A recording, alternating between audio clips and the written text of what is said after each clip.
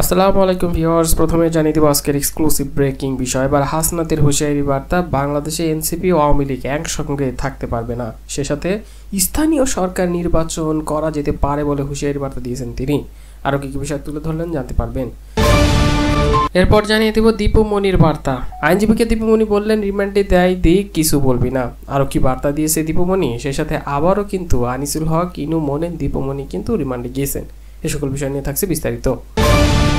এবং সব শেষে আপনাদের জানিয়ে দিব, দেশের ধর্মীয় উগ্রবাদ মাথা চাড়া দিলে গণতন্ত্রের কবর রচনা হবে। তিনি এবার এমন উগ্রবাদীর কথাও তথ্য দিচ্ছেন, ধর্মীয় উগ্রবাদ মাথা চাড়া দিচ্ছে এই দেশে। আরও কি কি বিষয় উত্তর দিচ্ছেন তা জানতে পারবেন ভিডিওর শেষ অংশে। এতক্ষণ শুনছিলেন শিরোনাম, এবার বিস্তারিত। এবার অ্যাকশনে গেলেন হাসনাত। বাংলাদেশে এনসিপি ও আওয়ামী লীগ একসঙ্গে থাকতে পারবে না বলে হুঁশিয়ারি বার্তা দিয়েছেন। এক খাপে দুই তলোয়ার যেভাবে থাকতে পারে না, ঠিক একইভাবে 5ই আগস্ট পরবর্তী বাংলাদেশে আওয়ামী লীগ এবং এনসিপি একসঙ্গে থাকতে পারবে না বলে মন্তব্য করেছে জাতীয় নাগরিক পার্টির মুখ্য সাংগঠনিক দুঃখচন্দন এই হাসনাত আবদুল্লাহ এমন বার্তা দেন। তিনি বলেন যে আওয়ামী লীগ, ছাত্রলীগ, ছাত্র নাগরিক রাস্তায় তাজা রক্ত ঢেলে দিয়ে বাংলাদেশ থেকে উৎখাত করেছে, আজ সেই আওয়ামী লীগকে পুনর্বাসনের জন্য ষড়যন্ত্র করা হচ্ছে বলে হুঁশিয়ারি বার্তা দেন। হাসনাত বলেন, বিভিন্ন রাজনৈতিক দল নির্বাচনী ফায়দা নেওয়ার জন্য আওয়ামী লীগকে পুনর্বাসনের জন্য কূটনীতিতে যুক্ত হচ্ছেন, বিদেশে বসে ষড়যন্ত্র অব্যাহত রাখছেন। আমরা আপনাদের সতর্ক করে বলতে চাই, এই ছাত্র নাগরিকের হারানোর কিছু নেই। এক খাপে দুই তলোয়ার যেভাবে থাকতে পারে না, ঠিক একইভাবে 5ই আগস্টের পরবর্তী বাংলাদেশে আওয়ামী লীগ এবং এনসিপি একসঙ্গে থাকতে পারবে না। তিনি বলেন, যদি কেউ আওয়ামী লীগকে পুনর্বাসন করতে চায়, 5ই আগস্ট গণভবন এবং বঙ্গভবনের যে পরিণত হয়েছে তাদের পরিণতিও সেই রকম হবে বলেও হুঁশিয়ারি বার্তা দেন এই হাসনাত। তিনি আরও বলেন, গত যে 3টি নির্বাচন হয়েছে তাতে জনগণ ভোট দিতে পারেনি, ভোট দিয়েছে প্রশাসন, নির্বাচন পরিচালনা করেছেও প্রশাসন। একটি ফ্রি অ্যান্ড ফেয়ার নির্বাচন করার কোনো দক্ষতা আওয়ামী প্রশাসনেরও ছিল না। এই প্রশাসন সংস্কার না করা পর্যন্ত আমরা যতক্ষণ না নিশ্চিত হয় এই প্রশাসন একটি ফ্রি অ্যান্ড ফেয়ার নির্বাচন করতে পারবে, ততক্ষণ অস্বস্তি বা আশ্বস্ত হচ্ছি না। এজন্য আমরা চাই স্থানীয় সরকার নির্বাচনের মধ্য দিয়ে এই প্রশাসনের স্বচ্ছতার পরীক্ষা আগে করা হোক। অন্তর্বর্তী সরকারের উদ্দেশ্যে তিনি বলেন, আপনারা স্থানীয় নির্বাচন আগে দিন, প্রয়োজনে ধাপে ধাপে যতগুলো উপজেলা রয়েছে সেগুলো 5 থেকে 6টি ধাপে নির্বাচন দিয়ে এই প্রশাসনের স্বচ্ছতা নিশ্চিত করুন। এনসিপির যুগ্ম সদস্য সচিব এই রিফাত রাশিদের সভাপতিত্বে হাসনাত আবদুল্লাহ আরও বলেন, আওয়ামী লীগ জাহিলিয়াতের যুগে আন্দোলনের সময় আমাদের শিক্ষার্থীরা যখন রাস্তায় দাঁড়িয়ে বলেছিল, আঙ্কেল গোটা একটা খেলেন, আঙ্কেল গেটটা একটু খোলেন না, আমরা ভুলে যাইনি। তখন গেটটা কেউ খুলে দেয়নি। আমরা এই আওয়ামী লীগকে এই কুমিল্লা থেকে উৎখাত করেছি। হাসিনার দুঃস্বপ্ন ছিল এই কুমিল্লাতে আওয়ামী লীগের কবরস্থ করতে পেরেছি। হাসনাত আবদুল্লাহ বলেন, গত 1.5 দশকে এই কুমিল্লাকে বঞ্চিত করে রাখা হয়েছে। যখন কুমিল্লা নিয়ে কোনো কথা হতো, এই ফ্যাসিবাদ হাসিনা সরকার কুমিল্লাকে উপহাস করত। আগামীতে কুমিল্লাতে যতগুলো আসন রয়েছে, এনসিপির নেতৃত্বে শক্ত অবস্থান আমরা গড়ে তুলব বলেও হুঁশিয়ারি বার্তা দেন। তিনি বলেন, আমাদের লড়াই অব্যাহত রয়েছে। চাঁদাবাজি, টেন্ডারবাজি, বাজার দখল, পুকুর দখল এগুলো এলাকায় শুরু হয়ে গেছে, এগুলো বন্ধ করবে। প্রশাসনের স্বচ্ছতায় যাইয়েই স্থানীয় সরকার নির্বাচন করতে হবে এমনই তথ্য দেন। প্রশাসন সংস্কার না করা পর্যন্ত জাতীয় নির্বাচন না করারও তিনি ব্যাপক তথ্য দিয়ে হুঁশিয়ারি বার্তা দিয়েছেন।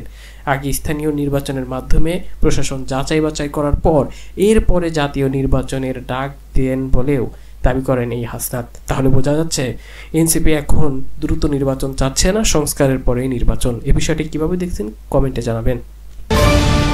এবার তুলে ধরতে যাচ্ছি, দীপুমণি কিন্তু এবার কঠিন বার্তা দিলেন, রিমান্ড দেয় দিয়ে কিছু বলবি না। আইনজীবীকে এমন বার্তা দিয়েছেন কিন্তু দীপুমণি। আপা আজকে 7 দিনের রিমান্ড চেয়েছে। প্রতি উত্তরে সাবেক শিক্ষামন্ত্রী ডক্টর দীপুমণি তিনি তার আইনজীবীকে বলেন, যা রিমান্ড দেয় দিক, শুনানিতে কিছুই বলবি না, কিছু বলার দরকারও নেই। তখন তার আইনজীবী বলেন, আপা শুধু রিমান্ড বাতিলের আবেদন দিয়েছি, কোনো শুনানি করব না। দীপুমণি একাই নয়, তার সাথে এসেছিলেন আনিসুল, ইনু, মোমেন, তো তাদেরকেও কিন্তু রিমান্ড চেয়েছে। আওয়ামী লীগ সরকারের সাবেক মন্ত্রী আনিসুল হক, হাসানুল হক ইনু, রাশেদ খান মেনন, আনিসুল হক, দীপুমণি ও সাবেক সংসদ সদস্য সাদেক খানের বৈষম্যবিরোধী আন্দোলন কেন্দ্রিক বিভিন্ন মন্ত্রণালয়ের বিভিন্ন মেয়াদে রিমান্ড মঞ্জুর করেছে আদালত। বৈষম্যবিরোধী আন্দোলনের সময় রাজধানী যাত্রাবাড়ীতে গুলিতে ওবায়দুল ইসলামের নিহতের মামলায় হাসানুল হক ইনু, রাশেদ খান মিনু ও দীপু মনিকে 4 দিন রিমান্ড দিয়েছে আদালত। এর আগে আদালতে উপস্থিত করে তাদের 7 দিনের রিমান্ড চেয়ে আবেদন করা হয়। রাষ্ট্রপক্ষ ঢাকা মহানগর পাবলিক প্রসিকিউটর উমর ফারুককে রিমান্ড মঞ্জুরের পক্ষে শুনানি করেন। তাদের পক্ষে আইনজীবীরা রিমান্ড বাতিল চেয়ে আবেদন করেন, তবে আইনজীবীরা শুনানি করেনি। পরে আদালত তাদের 4 দিনের রিমান্ড আদেশ দেন। এমনকি তাদের বিরুদ্ধে বৈষম্য বিরোধী ছাত্র আন্দোলন চলাকালে মোহাম্মদপুর বসিলা এলাকায় মোহাম্মদ সুজন নামের এক ব্যক্তি গুলিতে নিহতের মামলা আনিসুল হকের 3 দিনের রিমান্ড মঞ্জুর করেছে আদালত। মামলার তদন্ত সংস্থা অ্যান্টি টেরোরিজম ইউনিট তার 7 দিনের রিমান্ড চেয়ে আবেদন করেন। একদিন শুনানিকালে তাকে আদালতে হাজির করা হয়। রাষ্ট্রপক্ষে ঢাকা মহানগর public prosecutor Umar Faruk remand মঞ্জুরের পক্ষেও শুনানি করেন। আসামি পক্ষের আইনজীবী রিমান্ড বাতিল চেয়ে জামিন আবেদন করে শুনানি শেষে আদালত তার 3 দিনের রিমান্ড মঞ্জুর করে। এভাবে কিন্তু তাদেরকে আবারও নতুন মামলায় রিমান্ডে নেওয়া হলো। এবং সবশেষে এবার তুলে ধরতে যাচ্ছি, ধর্মীয় উগ্রবাদ মাথাচাড়া দিলে গণতন্ত্রের কবর রচিত হবে বলে হুঁশিয়ারি বার্তা দেন এবার তারেক রহমান। বিদেশে উপদেশে তারেক রহমান তিনি দলকে গোছানোর চেষ্টা করছেন, তবে ইতিমধ্যে নিজের দলের মধ্যে অনেক ধরনের বিশৃঙ্খলা সৃষ্টি হয়েছে, যার ফলে বহিষ্কারও করতে হয়েছে তাকে। দেশের ধর্মীয় উগ্রবাদ মাথাচাড়া দিলে গণতন্ত্রের কবর রচিত হবে বলে মন্তব্য করেছেন বিএনপির এই নেতা। এতে দেশের ইমেজ সংকট পড়বে বলেও তিনি জানান।